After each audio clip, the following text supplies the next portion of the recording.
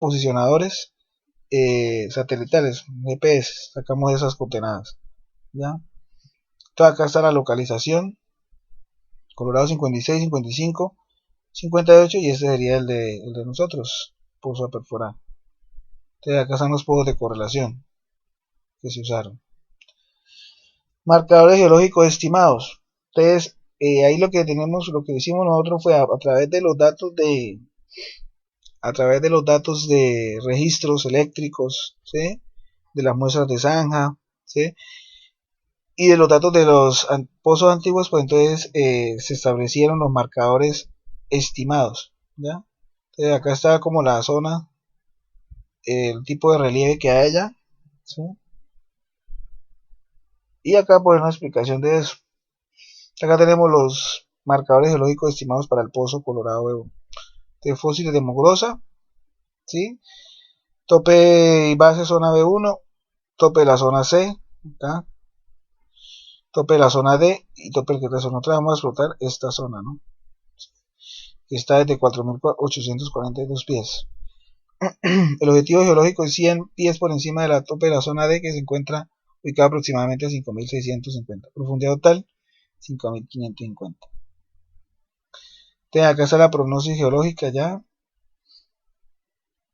o sea, con la composición de cada uno, y acá están los marcadores geológicos de el pozo Colorado, ¿sí?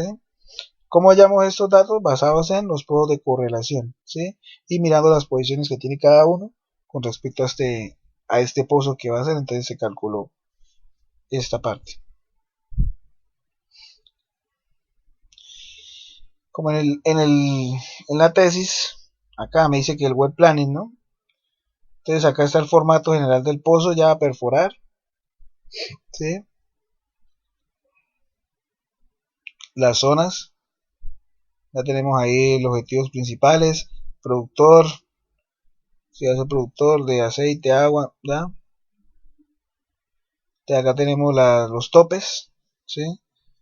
Y las presiones de formación esperadas. Entonces sacamos esas presiones de formación, las sacamos de las ventanas de formación y fractura del bloque 5, ¿ya? Muestras de zanja, lo mismo, vamos a tener muestras de zanja. ¿Por qué vamos a pedir esto? Porque en el campo escuela hay datos que no faltan datos, ¿ya? Entonces para la geología, entonces vamos a ponerlas ahí. Profundidad de asentamiento de las tuberías. Acá está la teoría, cómo se va a hacer esa metodología. Entonces, ¿qué márgenes hay que tener sobre la presión de poro? Entonces, acá en esta tabla, nosotros perfectamente hubiéramos podido haber dicho que basado en los pozos anteriores, se hicieron 2 casing. Nosotros vamos a hacer 3 casing. ¿Por qué? Primero porque esos pozos fueron perforados en 1970. Entonces ya la producción, ¿sí?, ha declinado ya la presión de formación, ha cambiado ya los márgenes que habían antes. Acá se puede ver bien en esta gráfica cómo era la presión del gradiente de formación inicial del pozo, y este es el gradiente de formación actual, ¿sí? Lo mismo con la de fractura, el amarillo es el gradiente de fractura inicial, y este es el gradiente de formación de fractura actual. Entonces ha cambiado, por lo tanto va a cambiar los datos de densidad del lodo, van a cambiar los datos de asentamiento de tuberías de revestimiento, para basarnos en ese. Entonces no nos podemos basar meramente en los pozos de correlación, ¿sí? Acá me dice la teoría, todo que lean esta parte.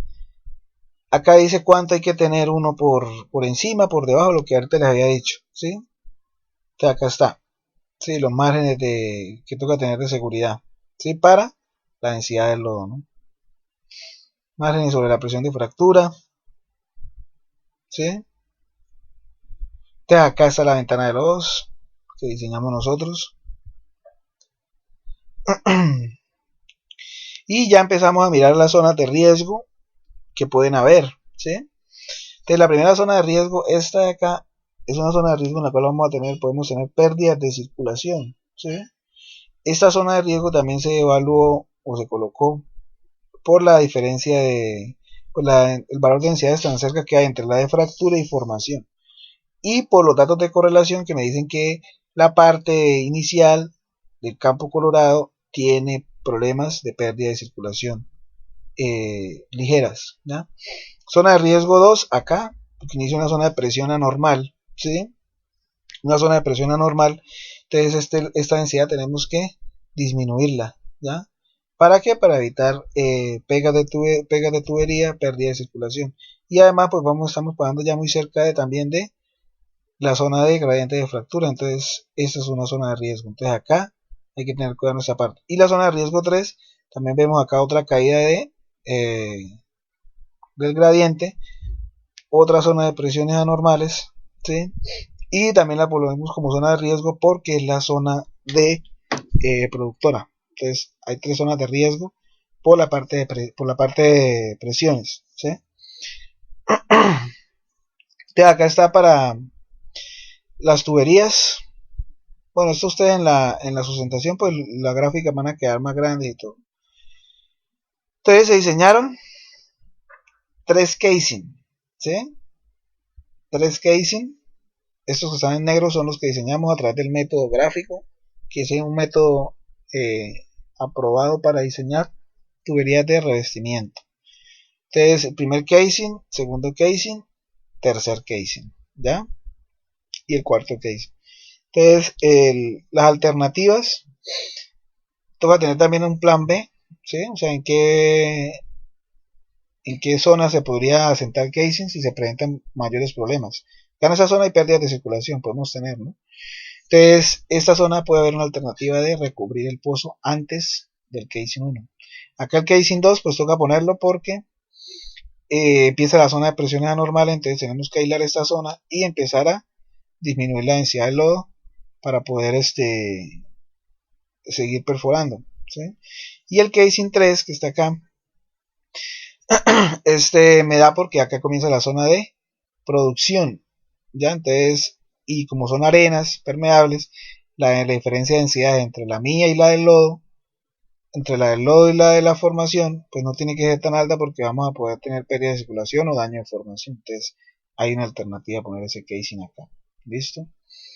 Estos por el método gráfico salieron 4 casing, ¿ya?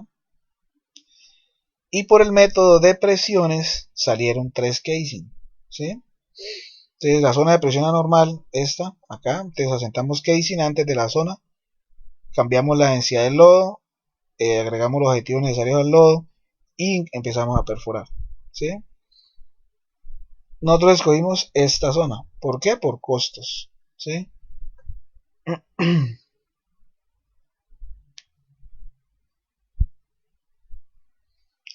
Entonces, metodología para la selección del fluido.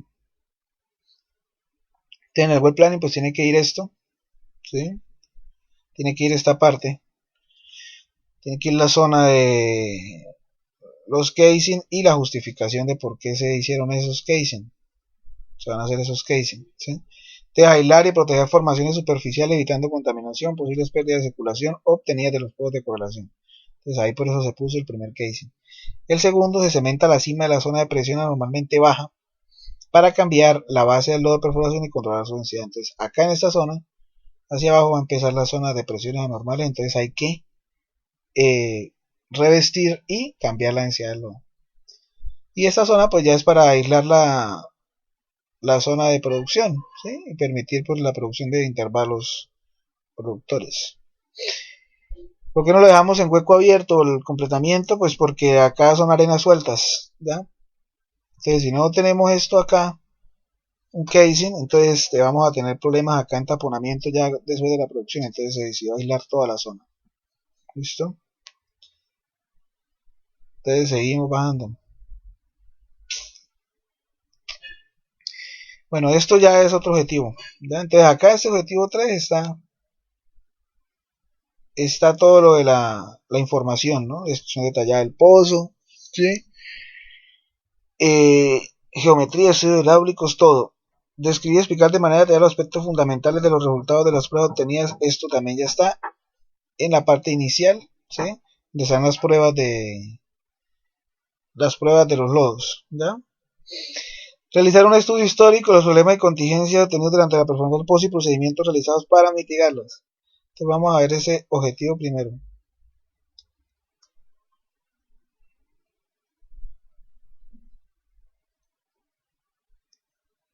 Vamos a ver ese objetivo acá, ¿ya?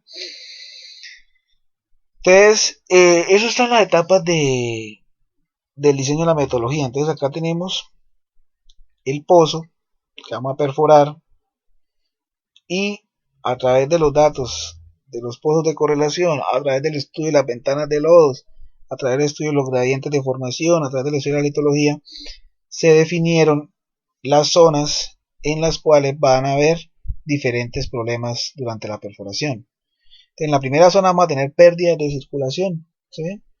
Control del pozo, o sea, todo lo de well control, pegas de tuberías, interacción de la roca y el fluido y daño de formación. Entonces se decidieron esto en pérdida de circulación. La zona más problemática va a ser la zona de presiones anormales, ¿sí? ¿Por qué? Donde empieza la presión anormal. ¿Por qué? Porque la densidad de nosotros no va a ser con un fluido neumático, ¿no? Va a ser un fluido base agua. Entonces vamos a tener una diferencia amplia, pero vamos a controlarla para evitar este problema que puede generar acá en esta zona. Pérdida de circulación, entonces las zonas problemáticas del pozo. Control del pozo. Entonces acá tenemos las zonas en las cuales pueden haber influjos o daño en el pozo, ¿ya? Entonces acá en esta zona, la zona inicial también tenemos el gradiente de fractura cercano, podemos fracturar la formación, podemos dañar la formación, ¿sí? Y acá pues estamos en la zona de producción ya, ¿sí? Entonces tenemos que tener también cuidado con la parte de control del pozo. Esto está, todo que lo lean bien, ¿sí? Ahí en la tesis, y ahí está explicado eso. Pegas de tuberías. Entonces, como lo vimos anteriormente, el gradiente de fractura, ahí está el gradiente de formación y de fractura, te nos da esta zona como la más problemática para pegas de tuberías, por la diferencia por la densidad tan baja que tiene, ¿sí? Densidades normales, y porque hay arenas, hay zonas permeables, entonces factible que se realice, que haya pega de tubería en esta zona. Interacción roca-fluido, los contaminantes, ¿sí? ¿Cómo van a afectar? Entonces toda esta zona, acá donde empiezan las arcillas, acá tenemos arcillas ligeramente sensibles. ¿De dónde saqué eso? Yo que las arcillas de los estudios de tesis anteriores que me dan la interacción que tiene la arcilla con el lodo de perforación en el campo colorado y en la teoría de la química de las arcillas, que me dice que según el tipo de arcillas se sabe si es moderadamente sensible, hipersensibles, ¿sí?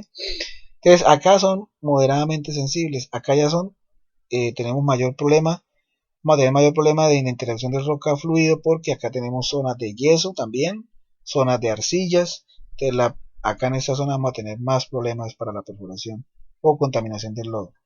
Y el daño a la formación, pues como vimos ahorita, basado en los gradientes, podemos generar invasión de fluidos hacia la formación debido a la diferencia de densidades del lodo con la formación.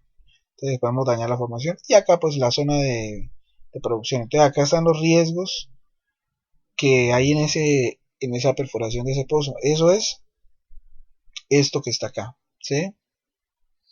Un estudio histórico de los problemas y contingencias. Problemas no habían no había información de los problemas en los datos de perforación del campo, ¿sí? Entonces los únicos problemas que habían ahí eran problemas operativos ya de razones humanas, que se les cayó un tornillo en el pozo, pero no había ningún problema relacionado con formación, ¿sí? Entonces eso sí lo hicimos nosotros analizando la litología, analizando el lodo, analizando la densidad de formación, analizando la densidad de fractura y basados en eso pues se obtiene que estos son los problemas operacionales que vamos a tener, que son más posibles de ocurrir, ¿no? Documentar las conciencias básicas en la ingeniería de fluidos y los planes básicos sin encontrar un programa de fluidos de perforación well control. Entonces eso está acá.